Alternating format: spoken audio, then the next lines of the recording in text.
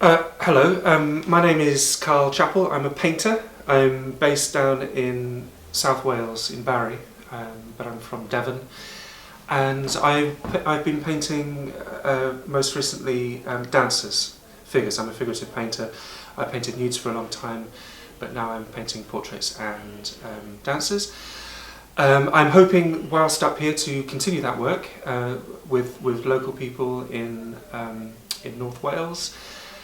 The building itself, having mostly seen it properly this morning, it's pretty amazing. It's a bit of a carcass, a bit of an empty shell, but it's full of potential.